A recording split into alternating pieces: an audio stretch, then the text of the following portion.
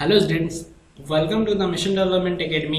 Mission development academy में आप सभी का स्वागत है। और आज हम बात करने जा रहे हैं सप्लीमेंट्री यूनिट्स के बारे में, और जिसके अंदर आज हम डिस्कस करने वाले हैं प्लेन एंगल और उसकी यूनिट के बारे में।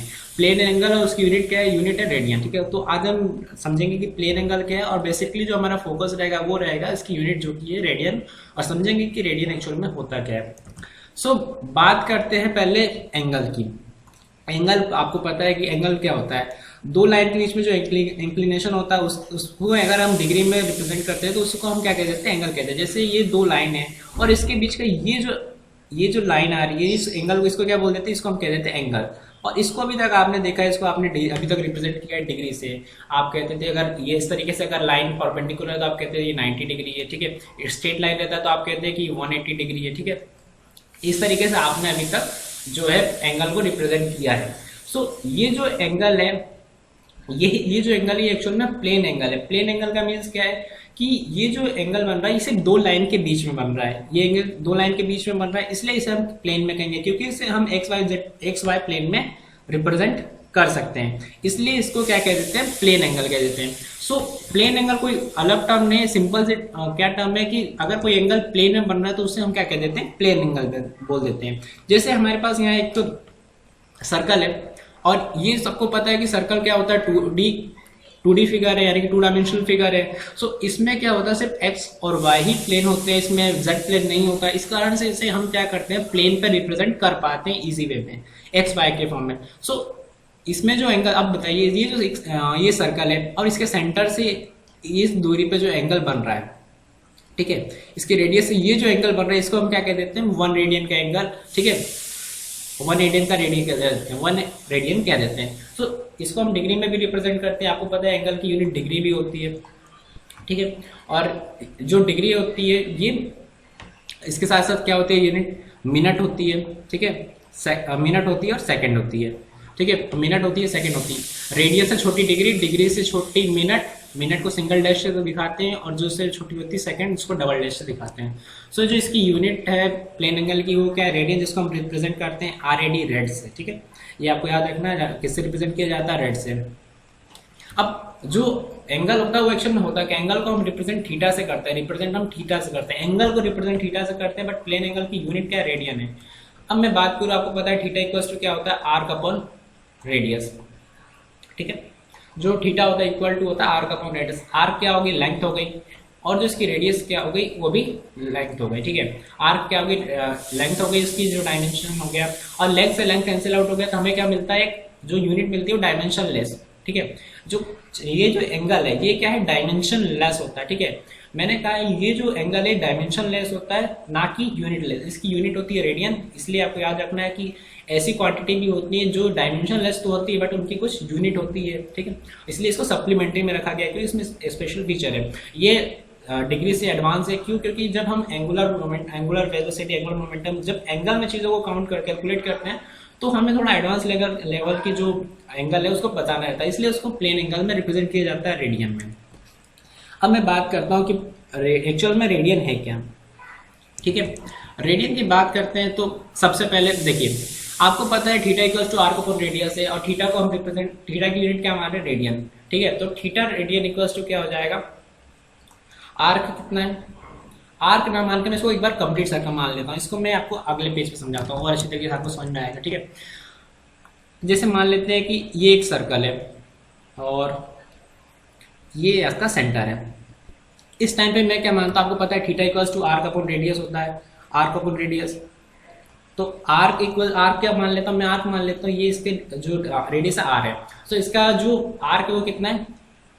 2 पाई आर। मैं अभी कंप्लीट मान लेता हूँ, ये कंप्लीट को मैं आर्क मान लेता हूँ। 2 पाई आर से सर्कमफेरेंस हो जाएगी रेडियस आर, और इसको डिवाइड करेंगे आर से आर तो हो जाएगा 2 पाई। और 2 पाई इक्वल्स टू होता है रेडियन, और 2 पाई आर इक्वल्स टू होता है, 2 पाई रेडियन इक्वल्स टू होता है 360 डिग्री। ये टोटल एंगल कितने का होता है? आपको पता है ये टोटल एंगल 360 डिग्री का होता है, तो 2 पाई रेडियन इक्वल्स टू हो जाएगा 360 degree. So it is the unit of plane angle and denoted by rad. 1 radian is the angle subtended by at the center by an arc equal in length to the radius of the circle। क्या कहना चाह रही definition जो है radian की? वो कहना चाह रही है कि जो सेंटर से आर्क सस्टेंड हो रहा है वो जो सेंटर से आर्क और रेडियस के बीच में एंगल सब्सटेंड हो रहा है उसे हम क्या कह देते हैं, उसे हम क्या कहते हैं, रेडियन कह देते हैं। अभी मैंने आपको पिछली स्लाइड पे भी समझाया क्या कि अगर ये सर्कल है और यहाँ से कुछ आर्क सस्टेंड हो रहा है, कुछ आर रेडियस पे कोई एल लेंथ का आर सस्टेंड हो रहा है, एल लेंथ का आर सब्सटेंड हो रहा है आर रेडियस पर, तो उसे हम क्या कहेंगे एल बाय आर, ये हो जाएगा 1 रेडियन। ठीक है, ये जिससे मैंने यहाँ पे समझाया 2 pi radian equals 2 pi radian आ गया इस तरीके से। और 2 पाई रेडियन इक्वल्स टू 360 होता है। 360 कहाँ से है, अब आपको पता है कि जो सर्कल है उसका कंप्लीट एंगल कितना होगा 360 डिग्री होगा, इसलिए 2 पाई रेडियन इक्वल्स टू आता है 360 डिग्री, और पाई रेडियन इक्वल्स टू आता है 180 डिग्री। तो ये आपको पता होना चाहिए पाई रेडियन क्या होता है और चलते 2 पाई रेडियन क्या होती है, वैल्यू क्या होती है। तो ये था 2 पाई रेडियन। अब बात करते हैं इसके, जैसे अगर हम कुछ फॉर्मूला कुछ कैलकुलेशन करके देखते हैं, चलिए। बात करते हैं कुछ एग्जांपल की। तो मान लेते हैं कि हमारे पास, पहले इसका कलर चेंज कर लेते हैं, फिर बात करेंगे। ये कोई एक सर्कल है, ठीक है, और इस दूरी पे कुछ आर्क सब्सटेंड हो रहा है। ठीक है, ये दूरी पे कितने आर्क सब्सटेंड हो रहा है मैं लेट कर रहा हूँ कि ये 21 का है। ठीक है, 21 सेंटीमीटर है, मीटर जो भी है मैं मान लेता 21 है। यूनिट आप कुछ भी ले सकते हैं, तो जो यूनिट यहाँ लेंगे वहाँ भी मतलब रेडियस में भी वही यूनिट चाहिए, और मैं मान लेता हूँ इसकी जो रेडियस 7 सेंटीमीटर है। अभी मैंने क्या होता है theta equals to arc upon radius. ठीक है, theta equals to arc upon radius, और आर्क क्या है हमारे पास, आर्क हमारे पास 21 है, और इसको 7 से डिवाइड करेंगे तो क्या आ जाएगा 3, तो ये हो जाएगा 3 रेडियन का आर्क। तो ये जो एंगल बन रहा है ये 3 रेडियन का बन रहा है। तो हमने इस तरीके से फाइंड आउट किया कि ये जो एंगल बन रहा है ये 3 रेडियन का बन रहा है। इस तरीके से हम जो है रेडियन को फाइंड आउट कर सकते हैं। रेडियन से छोटा होता है डिग्री, डिग्री से छोटा होता है मिनट, मिनट से छोटा होता है सेकंड। इस तरीके से चेंज भी किया जाता है। ठीक है, तो रेडियन आपको पता होना चाहिए क्या होता है एक्चुअल में। अगर इसको और अच्छी तरीके से समझना चाहिए, देखिए मान लेते हैं कि यहाँ पे एक लाइन इस तरीके से और यहाँ एक लाइन इस तरीके से। ठीक है, ये 2 लाइन है, और यहाँ से आप किसी को मतलब यहाँ आपके मतलब कोई खड़ा है। ठीक है, यहाँ मान लेते हैं यहाँ कोई खड़ा और ये इस तरीके से देख रहा है। ये क्या हो रहा है यहाँ पे एक, अब क्या हुआ इस तरीके से, ये इस तरीके से ये देखोगे। ठीक है, तो ये यहाँ पे एक एंगल सब्सटेंड हो रहा होगा। ये जो एंगल सब्सटेंड हो रहा है इसको मैं नाम दे देता हूँ थीटा। यही एंगल सब्सटेंड हो रहा होगा जिसे मैं नाम किया थीटा। अगर आप यहाँ से खड़े होकर इस तरीके से देख रहे होंगे तो आपको यहाँ पे 2 एंगल मतलब 2 लाइन के बीच में एक एंगल सब्सटेंड होता हुआ दिखाई दे रहा होगा। अगर मैं इसको एक पोल मान लेता हूँ या टावर मान लेता हूँ। ठीक है, अब मैं क्या करता हूँ, अब मुझे प्लेन एंगल निकालना है, तो मैं सिंपल से एक क्या करता हूँ, एक सर्कल ड्रॉ करता हूँ। ठीक है, तो मैं अब यहाँ करने जा रहा हूँ एक सर्कल ड्रॉ। मैं यहाँ पे ये एक सर्कल ड्रॉ किया, मतलब ये जो सेंटर पे आना चाहिए, ध्यान रखिएगा इसको, मैं थोड़ा सा इसको सेंटर पे आना चाहिए। चलिए कोई बात नहीं, मिट गया, इसको दोबारा लिख लेते हैं। ये जो यहाँ कोई खड़ा है, ठीक है, से मान लेते हैं यहाँ कोई खड़ा है और इस तरीके से कोई एंगल बन रहा है, यहाँ कोई टावर है, तो ये जो एंगल बन रहा है, ठीक है, इसे हमने क्या कहा है, थीटा का है। हमने क्या किया, हमने किया कि इसके सामने, इसमें इसके आजू बाजू एक सर्कल को ड्रॉ किया। किस तरीके से, ऐसे एक सर्कल को ड्रॉ किया। मैं यहाँ सेमी सर्कल कर रहा हूँ, आप कंप्लीट सर्कल भी कर सकते हैं। क्या होगा, अब मान लेते हैं कि यहाँ कोई टॉर्च है। ठीक है, ये कोई टॉर्च है, तो इस तरीके से आपने इसको प्रोजेक्ट किया, तो ये प्रोजेक्शन टॉर्च का ही आ रहा होगा, मतलब टॉर्च जैसा ही आ रहा होगा। तो क्या होगा, ये जो लाइन है, ये जो है लाइन, ये क्या करेगा, इस सर्कल पे एक आर्क को मतलब एक आर्क सस्टेन करेगा। कैसा आर्क सस्टेन करेगा, जैसे मान लो अगर यहाँ से एक लाइट जाए तो ये आगे जाके ऐसे ऐसे इसमें ज्वाइन हो जाएगा और ये यहाँ ऐसे ज्वाइन हो जाएगा, तो ये क्या होगा, एक आर्क ज्वाइन होगा। ठीक है, और अब मैंने आपको क्या बताया था कि जो थीटा इक्वल्स टू होता है आर्क अपॉन रेडियस, आर्क को एल बाय आर बोला है। अब मैंने यहाँ पे थीटा क्या बोला, थीटा लेंथ को मैंने, आपको पता है कि जो एंगल क्या होता है लाइन के डिपेंडेंट नहीं होता, मतलब जैसे ये रेडियस आगे जा रही है और ये आर्क भी बढ़ता हुआ जा रहा है, तो इस केस में क्या होता है, थीटा जो एंगल होता है वो बढ़ता नहीं है। ठीक है, इस केस में एंगल आपको पता है नहीं बढ़ता, तो क्या होगा, एल बाय आर। अब थीटा मैंने क्या किया, इसके लेंथ को मैंने बढ़ा दिया, उसका लेंथ मैंने क्या कर दिया, एल डैश, सॉरी इसके लेंथ को क्या कर दिया, एल डैश कर दिया, उसकी रेडियस को आर डैश। तो इस बार क्या हो जाएगा, L dash by R dash. अब ये जो एंगल निकल के आएगा वो इसके इक्वल होगा। ठीक है, ठीक है, तो इस तरीके से आप फाइंड आउट कर लेते हैं। अब यहाँ आपको पता था कि यहाँ आपको कोई एक टावर दे दिया और आप यहाँ खड़े होकर देख रहे हैं कि ये इतना एंगल आपको बना रहा है, आपको पता करना है, तो आपने क्या किया, सिंपल से एक सर्कल को ड्रॉ किया। ठीक है, सिंपल से एक सर्कल को ड्रॉ किया, ऐसे सर्कल को ड्रॉ किया और इसमें सामने एक प्रोजेक्शन कर लिया, इस तरीके से प्रोजेक्शन किया और यहाँ आपको आर्क पता चल गया, क्योंकि ये सीधी स्ट्रेट लाइन पे आपको आर्क नहीं पता चल रही है, इसको आर्क नहीं कहते, आर्क एक कर्व जैसा सब होता है, मतलब आर्क कैसा होता है, ऐसा कर्व लाइन होती है जिससे हम आर्क बोलते हैं। तो इसे कंप्लीट कर्व हो जाएगा तो सर्कल ही हो जाता है, ये कंप्लीट आर्क भी बोल सकते हो। ठीक है, ये एक आर्क है जो कि ऐसा होता है एक्चुअल में। अब बात करते हैं कि मतलब इस तरीके से आप किसी भी एंगल को निकाल सकते हैं। अगर मैं कहूँ कि हमारे पास ये जो है एक टावर है 10 मीटर का मान लेते हैं, और आप यहाँ इसकी दूरी पे कितनी दूरी पे खड़े हैं, आप दूरी पे खड़े हैं 2 मीटर की दूरी पे, ठीक है, 2 मीटर की दूरी पे आप खड़े हैं।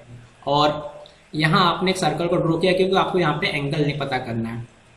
आपने एंगल पता किया तो क्या हुआ, आपने इसको एक्सटेंड किया, आपने यहाँ से एक्सटेंड करते हुए इसे आगे ले गए और इसे भी एक्सटेंड करते हुए आगे ले गए। आप मैं वैसे मतलब थियोरेटिकल वैल्यू मान रहा हूँ, इसमें एक्सपेरिमेंटली कुछ अलग भी हो सकता है, ठीक है, ध्यान रखिएगा, मैं आपको समझाने के लिए थियोरेटिकल वैल्यू मान रहा हूँ। ये 12 सेंटीमीटर मान लेता हूँ। अब ये जो रेडियस थी ये r थी, अब ये रेडियस भी बढ़ जाएगी इस सर्कल के वजह से। सर्कल हमने प्लॉट किया था, ये मान लेते हैं 3 हो गई और ये 10 था।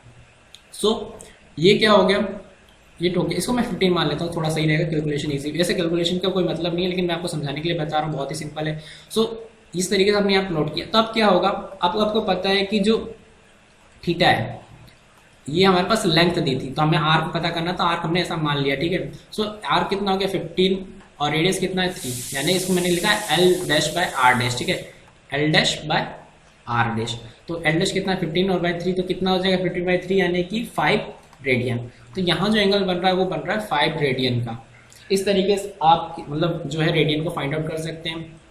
रेडियन कुछ भी नहीं था, दो लाइन जो एंगल सबटेंड हो रही है उसके बीच में जो एंगल बन रहा है उसको हम क्या कह देते हैं, रेडियन में मेजर करते हैं, उसको प्लेन एंगल कह देते हैं। उसकी जो यूनिट होती है रेडियन होती है।